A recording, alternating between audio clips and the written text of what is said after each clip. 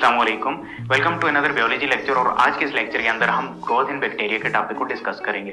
Now growth in bacteria का मतलब ये नहीं है कि बैक्टीरिया का साइज कैसे इंक्रीज हो रहा है। No, it's means increase in number, यानी बैक्टीरिया की नंबरिंग कैसे इंक्रीज हो रही है। इंक्रीज इन पॉपुलेशन, बैक्टीरिया की पॉपुलेशन कैसे इंक्रीज हो रही है। So increase in population of bacteria depends on favourable condition. अगर कंडीशन मुनासिब हैं, फेवरेबल हैं बैक्टीरिया की ग्रोथ के लिए, तो बैक्टीरिया एक ऑर्गेनाइज्ड वे में, एक प्रेडिक्टेबल वे में ग्रो करेगा, जो हम इस ग्राफिकल रिप्रेजेंटेशन के जरिए देखेंगे। नाउ फेवरेबल कंडीशन का मतलब क्या है कि टेम्परेचर उसकी रिक्वायरमेंट के मुताबिक, बैक्टीरिया की रिक्वायरमेंट के मुताबिक है कि नहीं, पीएच रिक्वायरमेंट के मुताबिक है कि नहीं, न्यूट्रिएंट फूड उसे प्रॉपर मिल रही है कि नहीं, ये सारी चीज़ें क्या हैं, ये उसकी ग्रोथ के लिए बहुत इंपॉर्टेंट है। और अगर इनमें से कोई एक चीज़ भी उसकी ग्रोथ के मुताबिक नहीं है तो बैक्टीरिया की ग्रोथ इस तरीके से नहीं होगी जो इस ग्राफिकल रिप्रेजेंटेशन में हम देखेंगे। अब यहाँ पर एक और चीज़ मैं आपको बता दूं कि ये जो ग्राफिकल रिप्रेजेंटेशन हम देखेंगे ये हेट्रोट्रॉफिक बैक्टीरिया के लिए, यानी ऐसे बैक्टीरिया जो अपनी खुराक दूसरे रिसोर्सेज से लेते हैं, और specifically parasitic and saprophytic bacteria के लिए ये ग्राफिकल रिप्रेजेंटेशन है। पैरासिटिक जो लिविंग ऑर्गेनिज्म से खुराक लेते हैं, और सेप्रोफिटिक जो डेड ऑर्गेनिक मैटर से अपनी खुराक लेते हैं। सो ये उनके लिए ग्राफिकल रिप्रेजेंटेशन है। ओके, ग्राफ की तरफ आते हैं। यहाँ पर vertically number of bacteria increase हो रहे हैं, ठीक है, और हॉरिजेंटली टाइम इंक्रीज हो रहा है। सो टाइम के पास होते होते बैक्टीरिया की ग्रोथ में जो इंक्रीज और डिक्रीज आ रहा है वो इस ग्राफ के जरिए हम देखेंगे। और इस ग्राफ को 4 फेजेस में डिवाइड किया गया है। Phase 1 lag phase, log phase, phase 2 stationary phase which is phase 3 and decline and death phase which is phase 4 in the growth of bacteria. Okay, अब हर फेज को हम जरा थोड़ा सा डिटेल में देखते हैं।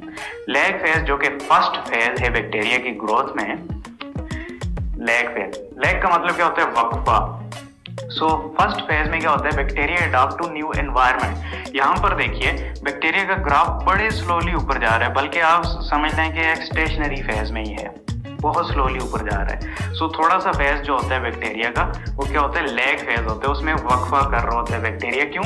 क्योंकि न्यू एनवायरनमेंट को अडॉप्ट करने की कोशिश कर रहा होता है, उसमें नए एंजाइम बिल्ट हो रहे होते हैं, जिस फूड से अपनी वो खुराक लेगा, डाइजेशन लेगा, उसके मुताबिक एंजाइम डेवलप करता है ताकि उसे डाइजेस्ट कर सके। और इसे हम प्रिपरेटरी फेज भी बोलते हैं, यानी प्रिपेयर कर रहा होता है बैक्टीरिया अपने आप को। So this is what we called lag phase. फिर उसके बाद स्टार्ट होता है लॉग फेज, जिसे लॉगरिथमिक से निकला है, और एक्सपोनेंशियल फेज भी बोलते हैं। और एक्सपोनेंशियल, अगर आप मैथ के स्टूडेंट हैं तो अच्छी तरीके से जानते होंगे, multiplication of the same factor बोलते हैं। यहाँ पर फैक्टर क्या है, बैक्टीरिया है, तो बैक्टीरिया की मल्टीप्लिकेशन हो रही है, तो इसलिए इसे लॉग फेज बोलते हैं। So bacteria increase in number very rapidly. Log phase में क्या होता है, बैक्टीरिया नंबर में बहुत स्पीड से रैपिडली इंक्रीज कर रहा होता है। यहाँ पर देखिए एकदम से ग्राफ ऊपर जा रहा है, बैक्टीरिया की नंबरिंग इंक्रीज हो रही है। कैसे इंक्रीज होती है, बाइनरी फिशन के जरिए डिवीजन हो रही है, ठीक है। एक सेल 2 में डिवाइड होते हैं, 2 से 4 बनते हैं, 4 से 8, 8 से 16, और इस तरीके से इंक्रीजिंग नंबर होता है। और बहुत कम टाइम में ये बहुत ज्यादा मिलियन ट्रिलियन की तादाद में ये बैक्टीरिया हो जाते हैं। और अगर इनकी ग्रोथ चलती रहे तो बहुत कम तादाद में इतने बैक्टीरिया हों कि पूरी दुनिया की सरफेस को कवर कर लें, ठीक है, इतनी जल्दी इनकी ग्रोथ हो रही है। So that is what we call log phase, जिसमें इनकी ग्रोथ बहुत स्पीड से हो रही है क्योंकि इन्हें खुराक मिल रही होती है। Symptoms appear at this phase. अगर वो पैथोजेनिक बैक्टीरिया आपकी बॉडी के अंदर ग्रो कर रहे हैं, सेप्रोफिटिक नहीं है, तो आपकी बॉडी के अंदर जब ये लॉग फेज में जाएंगे, इंक्रीज हो रहे होंगे नंबरिंग में, वहां पर सिम्टम्स अपीयर होंगे, आपकी बॉडी इनको किल करने की कोशिश करेगी, तो उसके नतीजे में सिम्टम्स अपीयर होंगे।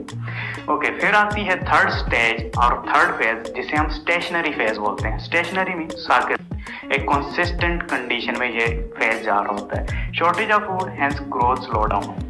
क्यों स्टेशनरी फेज स्टार्ट होता है बैक्टीरिया का? यहाँ पर देखिए ये स्टेशनरी फेज है, यहाँ पर जाकर ग्राफ स्ट्रेट लाइन में चला गया है, जो रिप्रेजेंट कर रहा है कि अब बैक्टीरिया की ग्रोथ इंक्रीज नहीं हो रही और डिक्रीज भी नहीं हो रही। और ऐसा क्यों होता है कि फूड की कमी हो जाती है, जिस चीज़ से वो खुराक ले रहे होते हैं उसमें वो सेल्स डाई होना शुरू हो जाते हैं और उससे मज़ीद खुराक नहीं ले सकते, या उसे ये ऑलरेडी कंज्यूम कर चुके होते हैं। सो फूड की कमी होना शुरू हो जाती है, जिसकी वजह से इनकी ग्रोथ स्लो डाउन हो जाती है। कुछ बैक्टीरिया मरना भी शुरू हो जाते हैं खुराक न मिलने की वजह से। सो मैंने लिखा है reproduction rate is equal to death rate. जितने रिप्रोड्यूस हो रहे हैं, जितने बैक्टीरिया नए जनरेट हो रहे हैं उतने ही मर रहे हैं। तो एक स्टेशनरी फेज में वो कंडीशन चल रही होती है कुछ टाइम के लिए। फिर क्या होता है, फिर लास्ट स्टेज और डिक्लाइन और डेथ फेज जिसे बोलते हैं वो स्टार्ट होती है। इसमें क्या होता है, acute shortage of available food plus toxin increases. Acute shortage, एकदम से खुराक की कमी आ जाती है बहुत ज़्यादा, जहाँ से ये खुराक ले रहे होते हैं, ठीक है। अवेलेबल फूड इनके लिए कम हो जाता है और साथ में बैक्टीरिया जो डेथ हो रही होती है उसके नतीजे में टॉक्सिन की सिक्रीशन भी हो रही होती है। बैक्टीरिया खुद ही कुछ ऐसे सब्सटेंसेस सिक्रेट कर रहे होते हैं जो बाकी जो लिविंग बैक्टीरिया उनके लिए नुकसानदेह होते हैं उनकी ग्रोथ के लिए। सो ये दोनों फैक्टर मिलकर डिक्लाइन और डेथ फेज में बैक्टीरिया को ले आते हैं। यहाँ पर देखिए डिक्लाइन और डेथ फेज स्टार्ट हो रहा है जिसमें ग्राफ एकदम से नीचे जा रहा है, ठीक है। यहाँ पर देखिए नीचे जा रहा है, जिससे क्या पता चलता है कि बैक्टीरिया का डेथ रेट बहुत स्पीड से स्टार्ट हो चुका है, बहुत स्पीड से जा रहा है, बैक्टीरिया की डेथ हो रही है। और करते करते क्या होता है, death rate is way much greater than reproduction rate. Reproduction rate से डेथ रेट बहुत ज़्यादा इंक्रीज हो जाता है and ultimately they disappear completely from that place. और करते करते तकरीबन बैक्टीरिया उस प्लेस से बिल्कुल मर जाते हैं, ख़त्म हो जाते हैं, क्योंकि वहाँ से फूड की शॉर्टेज हो जाती है। और ये हेटेरोट्रॉफिक बैक्टीरिया अगर इन्हें खुराक नहीं मिलेगी तो ये डेफिनेटली ये सर्वाइव नहीं कर सकेंगे, ये अपनी खुराक खुद तो नहीं बना सकते। So that is why these 4 phases we have discussed. जिस लैग फेज आ जाता है जो कि एक प्रिपरेटरी फेज होता है, फिर लॉग फेज होता है जब बैक्टीरिया प्रिपेयर हो जाते हैं तो एकदम से उसकी नंबरिंग इंक्रीज होती है, फिर स्टेशनरी फेज आ जाता है, डेथ रेट और रिप्रोडक्शन रेट बराबर हो जाता है due to the shortage of food, और फिर डिक्लाइन फेज आ जाता है जिसमें एक्यूट शॉर्टेज ऑफ फूड, बिल्कुल फूड की शॉर्टेज हो जाती है और साथ में टॉक्सिन वगैरह बैक्टीरिया की सिक्रीशन से जो रिलीज होता है वो उसकी डेथ का बायस बनते हैं। करते करते बैक्टीरिया बिल्कुल डिक्लाइन फेज में चले जाते हैं। अगर इस स्टेज में बैक्टीरिया किसी और सोर्स ऑफ फूड में चले जाते हैं तो वहां पर दोबारा से ये अपना फेज स्टार्ट कर लेंगे। So that's all for today lecture. Hopefully आपको मेरा ये लेक्चर समझ में आया होगा। नेक्स्ट लेक्चर तक के लिए मुझे इजाजत दें। शुक्रिया।